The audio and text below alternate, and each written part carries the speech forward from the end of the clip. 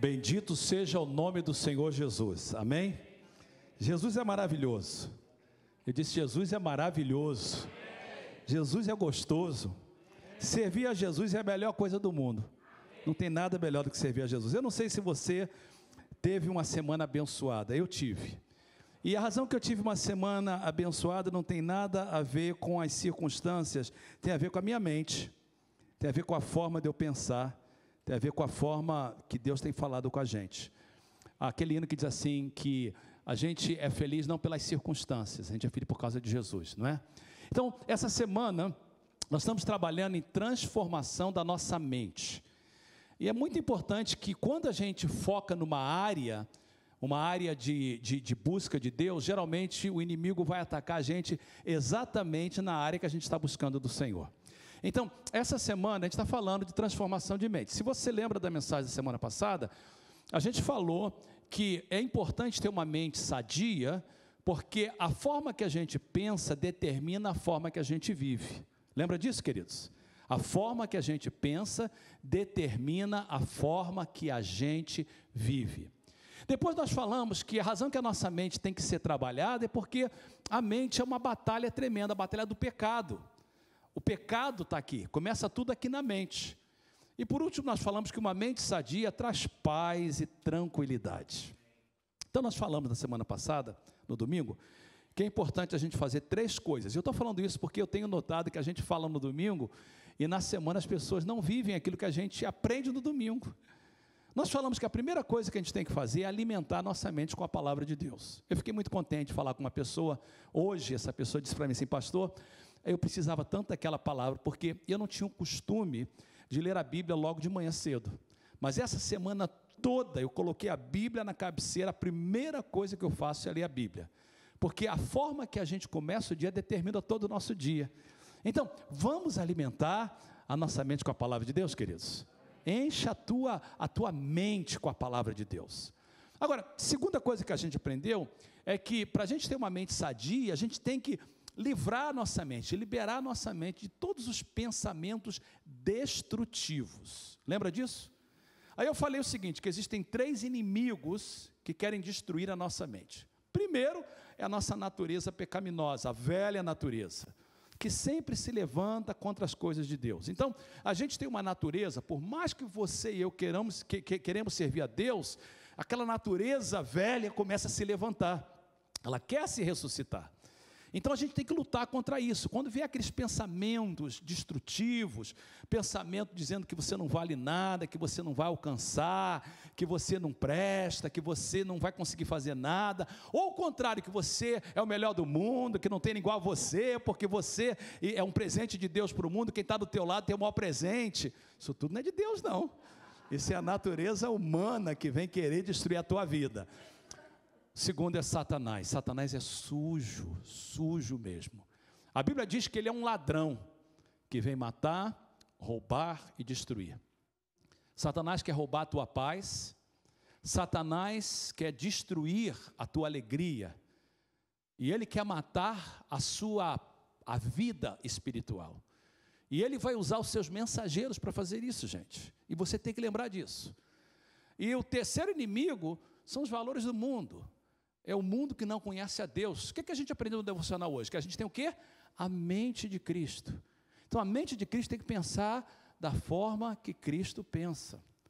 A razão que eu estou falando isso, porque nessa semana, devido a algumas decisões executivas do novo presidente da República, o pessoal está com medo terrível. Agora, eu entendo o mundo ter medo. O que eu não entendo é um servo de Deus ter medo. Eu falava para uma pessoa muito querida essa manhã, Jeremias 29:11, Deus fala assim, eu é que conheço os planos que eu tenho para você. Deus está dizendo para a gente, é eu que conheço os planos que eu tenho para você. Sabe que Deus conhece o plano melhor do que você? Deus conhece os planos que Ele tem para você. E Ele diz mais, diz assim, olha, os planos que eu tenho para você não é para causar dano, é para te prosperar, é para te dar paz, é para te dar uma esperança. Então o que eu estou vendo aí nas redes sociais, tem pessoas aí, e alguns advogados de imigração que estão aproveitando o medo do pessoal.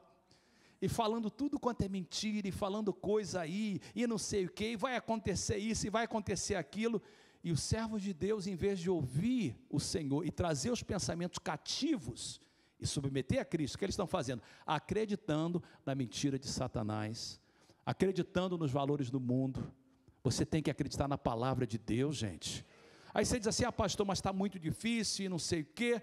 Olha, eu estava lendo essa manhã, eu e Tereza, nós estamos lendo Êxodo, porque nós acabamos já Gênesis. Faraó, ele não queria deixar o povo de Israel sair, e ele era o rei daquela época. Moisés chegou e falou assim, olha, você não importa o que você quer, o que Deus quer que vai acontecer. Então, gente, vocês confiam em Deus ou não confiam? Eu espero que os membros dessa igreja Mensagem de Paz, não seja, a gente canta assim, tudo a ti entrego, a gente cantou 3 vezes, eu entrego, mas aí sai da igreja e não entrega nada, pega tudo de volta. Não vamos fazer isso, queridos, não vamos fazer isso. E a última coisa que a gente aprendeu, então a gente tem que alimentar nossa mente com a verdade, a gente tem que liberar nossa mente de todos os pensamentos destrutivos, trazer os cativos, conquistar esse pensamento destrutivo. Não, vai acontecer, não, esse pensamento eu vou submeter a Cristo, e a gente vai pensar em Jesus, a gente vai pensar nos outros, a gente vai pensar na palavra de Deus, naquilo que é eterno, e a gente vai ter vitória em nome de Jesus, amém? Amém, queridos?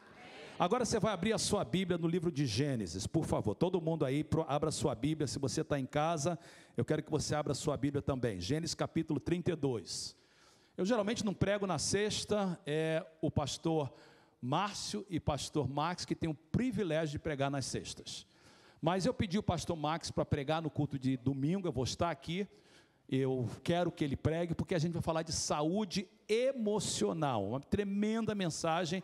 Pastor Max já compartilhou a mensagem, eu fui o primeiro a comer, então já sei que vai ser uma bênção. Então, domingo de manhã, no culto de inglês, às 9h30, nós vamos ter um pastor convidado também, pastor Matt, que vai trazer uma palavra tremenda sobre a cura emocional, e depois a gente vai ouvir o pastor Max. Então, eu quis pregar hoje. Então, semana passada a gente aprendeu sobre a transformação na vida de Moisés. Pastor Márcio pregou essa linda mensagem. Então, durante 50 dias de transformação, toda sexta a gente fala de algum personagem bíblico. Então vamos lá, aprendendo sobre Jacó. A transformação de Jacó, Gênesis 32, 22 a 31. Você vai ler e vai deixar a sua Bíblia aberta, porque eu vou voltar nessa leitura daqui a pouco. Naquela noite, Jacó levantou-se, tomou suas 2 mulheres, suas 2 servas, seus 11 filhos, para atravessar o lugar de passagem do Jaboque. Depois de havê-los feito atravessar o ribeiro, fez passar tudo o que possuía. 24. E Jacó ficou sozinho. Então veio um homem que se pôs a lutar com ele até o amanhecer. Quando o homem viu que não poderia dominá-lo, tocou na articulação da coxa de Jacó, de forma que ele deslocou a coxa enquanto lutavam. Então, o homem disse: deixe-me ir, pois o dia já desponta. Mas Jacó lhe respondeu: não te deixarei ir, a não ser que me abençoes. 27, o homem lhe perguntou: qual é o seu nome? Jacó, respondeu ele. Então disse o homem: seu nome não será mais Jacó, mas sim Israel, porque você lutou com Deus e com os homens e venceu. Prosseguiu Jacó: peço-te que digas o teu nome. Mas ele respondeu: por que pergunta o meu nome? E o abençoou ali.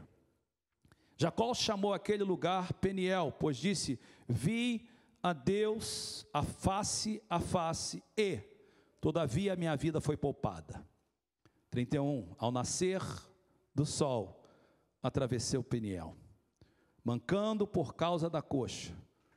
Por isso, até o dia de hoje, os israelitas não comem o músculo ligado à articulação do quadril, porque nesse músculo Jacó foi ferido.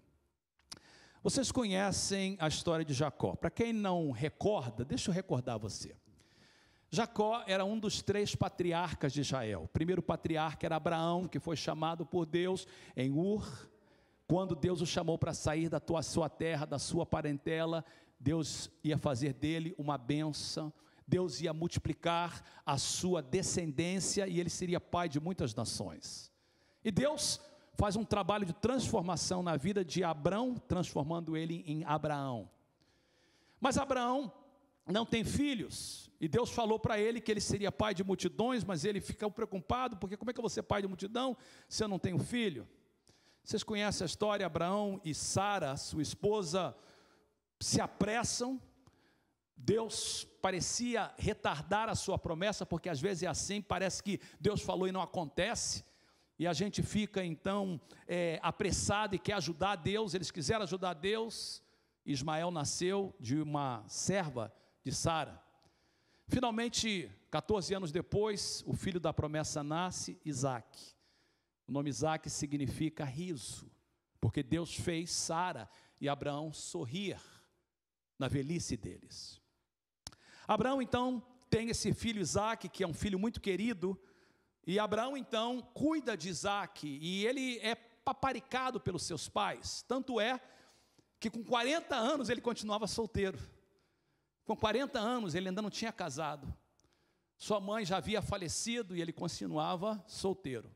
Seu pai preocupou, como é que Deus vai me dar uma descendência se meu filho está solteiro e ele não casa de jeito nenhum? E o pai começou a pensar, e eu não quero que ele case com uma mulher cananeia, porque o povo cananeu não é povo de Deus.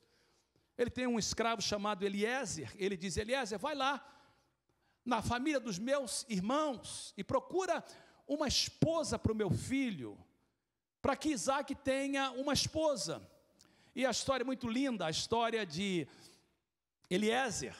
Ele vai muito longe à busca de uma esposa para Isaque, e de uma forma sobrenatural Deus envia a ele a Rebeca. E Rebeca então é essa mulher muito bonita, uma mulher formosa, uma mulher muito hábil, e ela vem então e se casa com Isaque, quando ele tem 40 anos de idade. E agora você tem Isaque e Rebeca. Mas tem mais um problema, Rebeca não tinha filhos, porque ela era estéril. E você pode notar que a promessa de Deus, que Abraão seria pai de muitas nações, essa promessa, ela passou por vários obstáculos. Passou com Abraão, passou com Isaque, agora Rebeca não tem filho porque é estéril. Sabe o que então Isaque faz? Ele ora, a Bíblia diz que ele intercede pela sua esposa. Para maridos isso é algo tremendo. Nós temos a obrigação de interceder pelas nossas esposas. Se você quer uma esposa abençoada, homens, interceda pela sua esposa. Interceda diariamente pela sua esposa. Reclame menos e ore mais. Amém, queridos? Então, as mulheres podem fazer o mesmo também por nós. Mas Isaque ora pela sua esposa Rebeca e ela fica grávida. E ela fica grávida e passa o primeiro mês, passa o segundo mês, passa o terceiro mês, o quarto mês. E daqui a pouco as criancinhas dentro dela começam a lutar dentro dela, e ela então começou a orar, porque ela sabia que não era somente um. Naquela época não havia a forma de saber, não havia sonograma. Então o que ela faz? Ela busca o Senhor. O que está havendo aqui dentro de mim? Eu estou sentindo duas coisas lutando dentro de mim, duas pessoas lutando dentro de mim. Ela vai orar, e quando ela ora, Deus fala, porque Deus fala quando a gente ora. E Deus diz assim, olha, dentro do teu ventre tem duas nações, e são dois filhos, só que Deus diz para ela uma coisa assim, diz assim, olha, o menor será maior do que o mais velho, o mais novo será maior do que o mais velho, porque eu vou abençoar ele. E ela guardou isso no coração. Quando as crianças nascem, nasce o primeiro filho, e o primeiro filho é muito cabeludo, e por isso eles colocam o nome dele de Esaú. Esaú significa isso, cabeludo. Mas quando Esaú nasce, uma coisa interessante acontece. O seu irmãozinho, ele nasce com as mãos, uma mãozinha segurando no calcanhar do seu irmão. E aí é dado a ele o nome de Jacó. Jacó significa aquele que segura no calcanhar.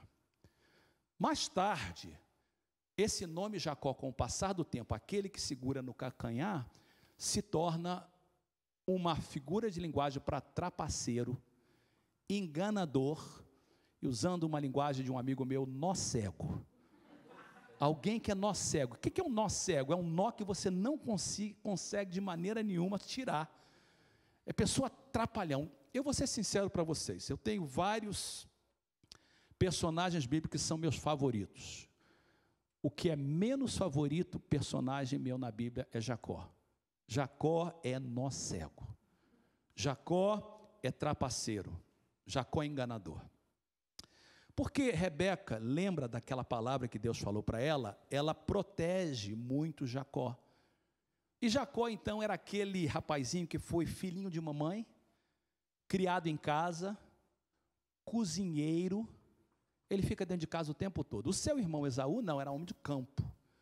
Então, Isaac amava Esaú, mas Rebeca amava Jacó. Então você tem uma divisão aí na família, sempre que tem divisão é complicado. Até que um dia, Esaú estava no campo, e ele trabalhou o dia inteiro, e Jacó, que era cozinheiro, fez uma sopa gostosa de lentilha, e o homem veio cheio de fome. E quando ele chegou assim, ele falou assim, olha, você podia me dar um pouco da sua sopa, que eu estou morrendo de fome? E Jacó, porque era enganador, trapaceiro, ele disse assim, olha, eu vou te dar, mas eu quero o direito da primogenitura. O direito da primogenitura era o direito do filho mais velho. E o direito da primogenitura garantia que o filho mais velho receberia o dobro da herança de todos os seus irmãos. No caso, que eram só 2, ele recebeu o dobro. Se fossem 10 irmãos, ele recebia 2 partes. No caso, por exemplo, de Jacó, que tem 12 filhos, o filho que recebe a primogenitura é José, recebe 2 partes. Então, dessa forma, ele engana o seu irmão e toma o direito da primogenitura. O irmão fica muito chateado, mas ele, por causa de um prazer imediato, ele perde uma bênção futura. Outra mensagem muito importante. Aí passa o tempo, Isaac está velhinho, e ele tem que fazer uma coisa muito importante, que era abençoar o seu filho. E haviam 2 bênçãos, a bênção da primogenitura, que era uma coisa material, e a bênção de Deus, que era uma coisa espiritual. Vocês conhecem a história? Isaac falou, filho, vai lá, faz uma comida bem gostosa, porque eu vou te abençoar. Jacó, junto com Rebeca, enganam a Isaac. E a Bíblia diz então que eles até usam subterfúgios bíblicos para dizer, olha, foi Deus que mandou a caça e faz aquela comida gostosa. E Isaac, porque está cego, não está enxergando, foi enganado. Eles usam peles para cobrir a mão de Jacó. E ele pensa então que era o seu irmão. Ele disse, olha, a voz é de Jacó, mas as mãos são de Esaú. E abençoou o seu filho. Então Jacó rouba de Esaú o direito à primogenitura e rouba de Esaú o direito da bênção. Esaú diz assim, eu vou matar esse homem. Assim que papai morrer, eu vou matar meu irmão. Quando Rebeca ouve disso, fala assim, foge. E ele foge. Quando ele foge, ele tem um encontro com Deus num lugar chamado Betel. Eu queria que vocês abrissem a sua Bíblia, por favor, nessa passagem, só para a gente dar uma olhadinha, no capítulo 28. Volta, por favor, na sua Bíblia agora. Gênesis, capítulo 28. Jacó está fugindo do seu irmão. Verso de número 10 e os versos em diante. Jacó partiu de Berseba e foi para Harã. E chegando a determinado lugar, parou para pernoitar, porque o sol já se havia posto. E tomando uma das pedras dali, usou-a como travesseiro e deitou-se. E teve um sonho no qual viu uma escada apoiada na terra. O seu topo alcançava os céus. Os anjos de Deus subiam e desciam por ela. Ele tem uma visão de Deus. E ao lado dele estava o Senhor, que lhe disse, eu sou o Senhor, o Deus de seu pai, Abraão, o Deus de Isaac. Eu darei a você e os seus descendentes a terra na qual você está deitado. Seus descendentes serão como o pó da terra e se espalharão para o oeste, para o leste, para o norte, para o sul. Deus então repete a promessa de Abraão. Todos os povos da terra serão abençoados por meio de você e da sua descendência. Estou com você, cuidarei de você aonde quer que você vá. eu trarei de volta essa terra, não o deixarei, enquanto não fizer o que lhe prometi. Então, quando Jacó acorda do sono, então na verdade nem é uma visão, é um sonho, ele disse, sem dúvida o Senhor está nesse lugar, mas eu não sabia. Ele teve medo e disse, temível é este lugar, não é outro senão a casa de Deus. Esta é a porta dos céus.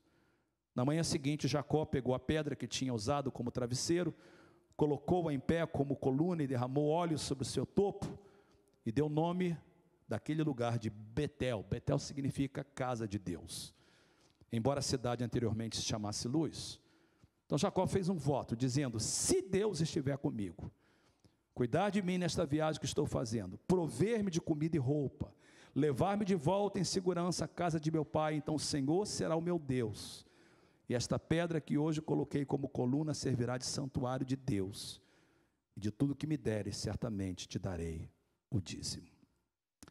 Depois dessa passagem, Jacó chega finalmente na casa do seu tio, e quando chega lá, o seu tio o recebe, e preste atenção, tudo que ele fez com seus pais, todo engano que ele fez, o seu tio faz com ele multiplicado. Há uma lei espiritual na Bíblia, que tudo que a gente semeia, a gente colhe. Todo o engano de Jacó foi novamente semeado com seu tio, enganando a ele. Por 20 anos ele viveu junto com seu tio.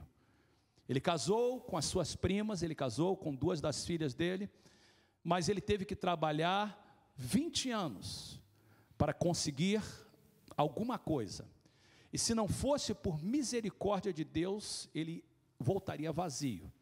Mas o seu tio o engana várias vezes, ele diz, olha, 10 vezes eu fui enganado por você. Eu falei na semana passada, e eu queria repetir isso, porque isso é importante, eu disse que nós temos a liberdade de escolha, você pode escolher tudo, uma coisa que você não pode escolher é as consequências da sua escolha. E Jacó tinha escolhas, mas as consequências da escolha dele não pôde, de maneira, até mesmo depois de ter um encontro com Deus, de ser transformado por Deus, ele continuou preso às consequências da sua escolha.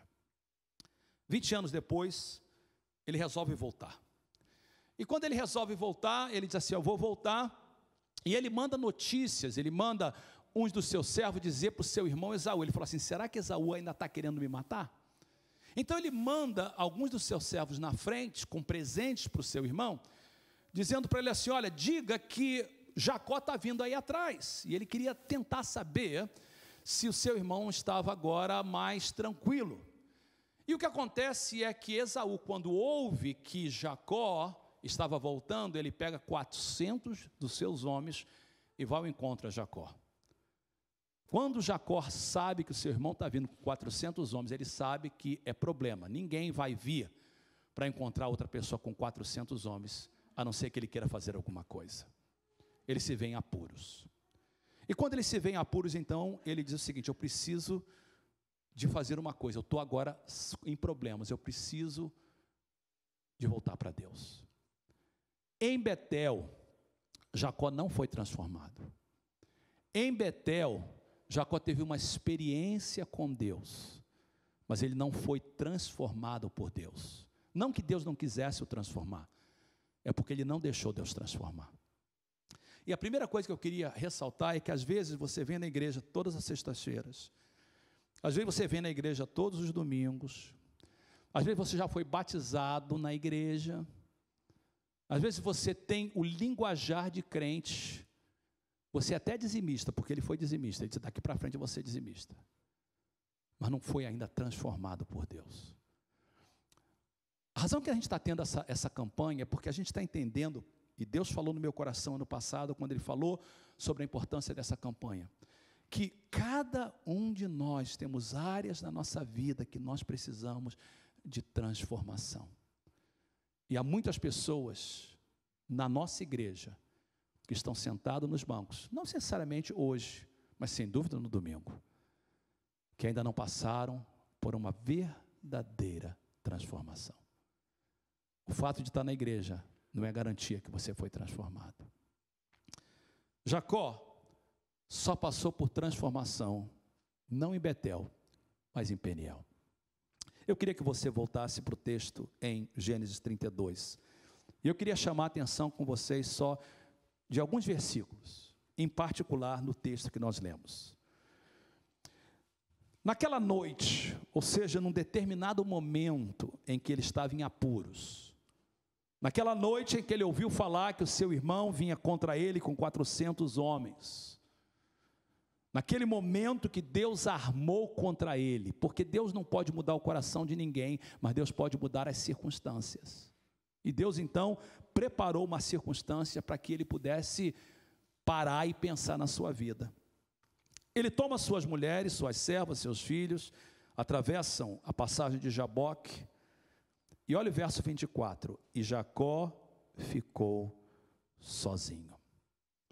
A primeira coisa que eu queria que a gente entendesse nessa transformação de Jacó é que a transformação se dá individualmente.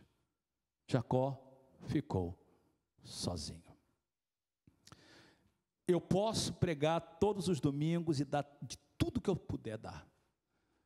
Pastor Max, Pastor Márcio, qualquer um de nós, você pode vir nos grupos de conexão e a gente tentar falar, mas você só vai ser transformado quando você entender que é algo individual. Você tem que estar sozinho com Deus. Você tem que ter um encontro verdadeiro, só você e Deus. Quando ele fica sozinho, diz o texto que aparece um homem, que nós sabemos ser um anjo do Senhor, que luta com ele até o amanhecer. No verso 25 diz que esse homem, esse anjo, não poderia dominá-lo, ou seja, nós não entendemos exatamente o que o texto está acontecendo, mas é uma luta física, emocional, espiritual. Os dois lutavam, e quando o homem descobre que não consegue dominar a Jacó, porque ele está determinado, e ele só está determinado porque a sua vida está em perigo. Jacó só foi transformado pela dor, Jacó não foi transformado pelo amor, ele só foi transformado porque ele estava em apuros. E eu penso que algumas pessoas, elas só vão ser realmente transformadas quando elas estiverem em apuros. Alguém perguntou para mim, disse assim: pastor, essa situação, ela contou a situação, e eu dizia para ela: você precisa de orar para que Deus tome conta da sua situação, uma situação legal que não depende de você. E às vezes, quando você ora para que Deus faça, mas a gente não entende como Deus quer fazer. Deus faz como Ele quer.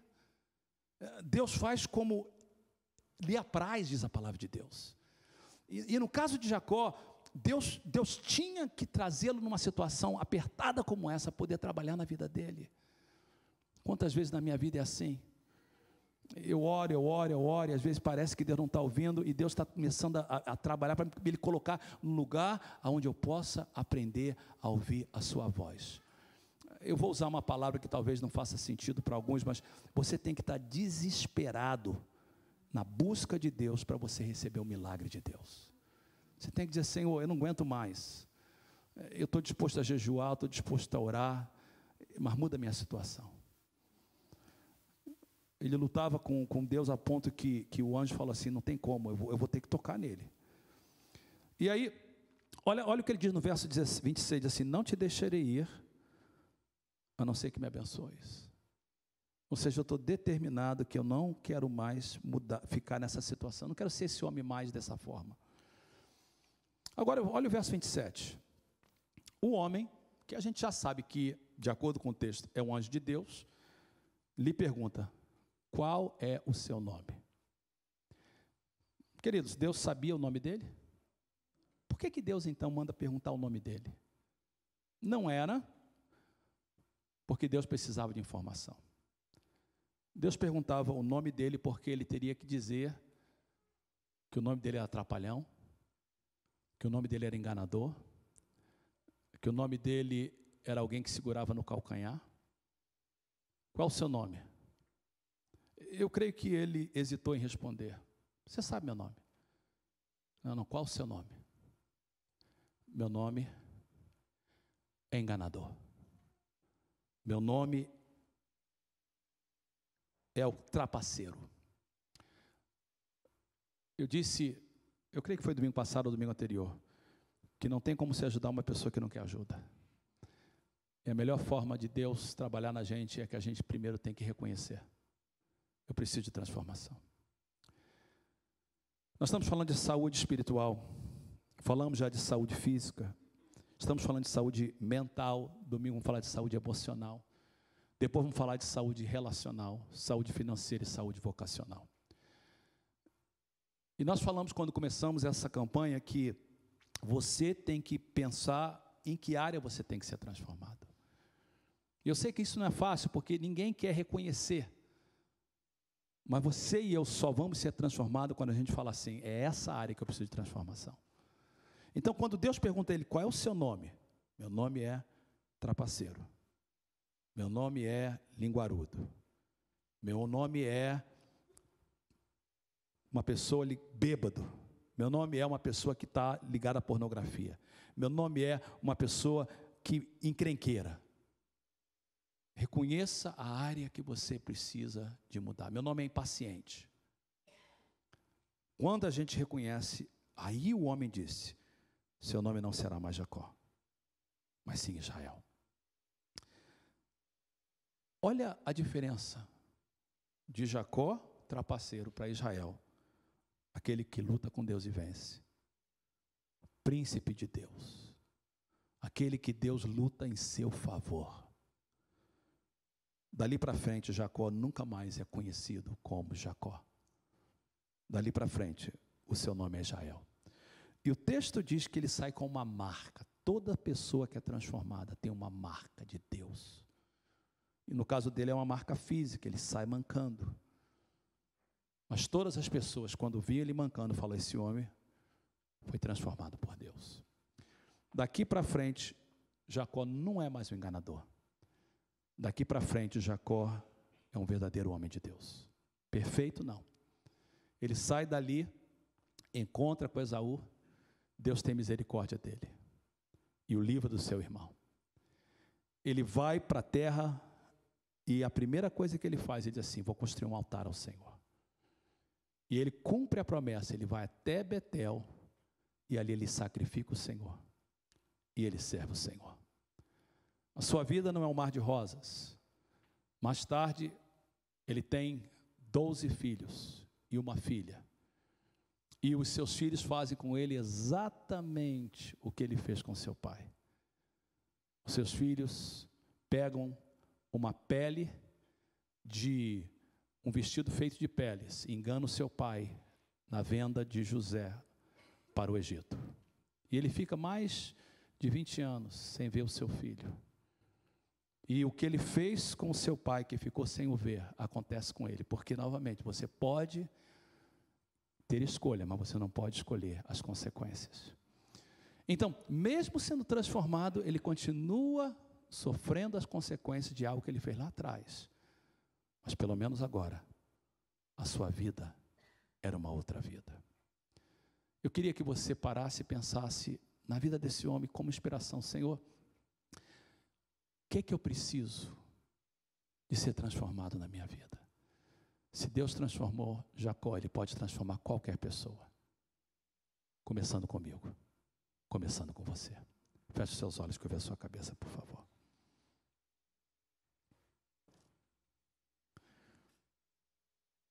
Quando eu li para vocês a história de Betel, muito interessante que na história de Betel, no capítulo 22, há um comentarista judeu que comenta que quando ele sai de Betel, o texto diz que o sol estava se pondo. Diz o texto em Gênesis 28, que havia já o sol se posto. E quando ele sai agora de Peniel, diz que o sol está nascendo. Ou seja, há um paralelo na vida de Jacó. O sol se pôs quando ele sai de Betel. O sol nasce quando ele sai de Peniel. Falando em tipologia bíblica, a transformação dele só se dá quando ele tem um encontro com Deus, e ele tem um encontro consigo mesmo. E quando isso acontece, há um novo princípio na vida dele, há um novo começo. Deus quer fazer isso com a gente, queridos. Deus quer fazer isso com a gente. Que áreas na sua vida Deus quer transformar? Que áreas na sua vida Deus quer transformar? E Deus pergunta para a gente nessa noite: qual é o teu nome? Qual é a área que você precisa de confessar? Interessante que depois de Deus perguntar para ele qual é o nome dele, Deus fez a pergunta para ele também: qual é o teu nome? E ele vira para Deus e diz assim: Senhor, qual é o teu nome? E Deus faz a pergunta para ele: por que você quer saber o meu nome? O que significa isso? Quando Jacó pergunta a Deus qual é o teu nome, Jacó disse: eu quero daqui para frente ter uma intimidade contigo. Eu quero daqui para frente saber que eu posso contar contigo. E o anjo pergunta para ele: por que você está fazendo essa pergunta? E na mente dele eu creio que ele respondia: porque eu preciso de ter uma intimidade contigo para permanecer transformado. E o nosso desejo hoje é que essa transformação seja real na nossa vida. Fique de pé, queridos, por favor. Eu quero que a gente termine o nosso culto no altar, mas não fazendo o que a gente faz toda sexta-feira, não que nada é errado com isso, mas eu quero terminar diferente. Eu queria que a gente nesse momento viesse para o altar aqui na frente e ficasse de pé aqui para a gente orar juntos.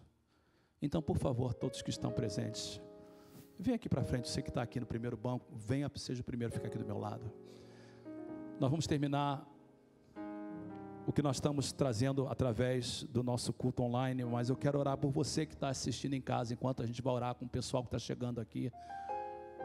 Eu quero orar para que você na sua casa possa passar por esse processo de transformação, para que Deus possa trabalhar na sua vida, para que Deus possa trabalhar no seu ser. Chega mais para frente, queridos, vai chegando, vai chegando, vai chegando.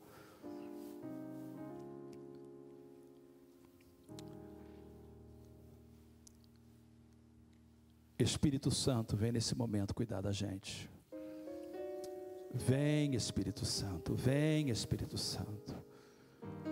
A razão que eu pedi para você vir para frente é porque eu quero que a gente busque o Senhor juntos. Eu quero que você diga: Senhor, eu estou na minha Peniel aqui, eu não vou sair daqui enquanto eu não for abençoado por Ti. E Deus não precisa de a noite toda, Deus só precisa de um momento com você.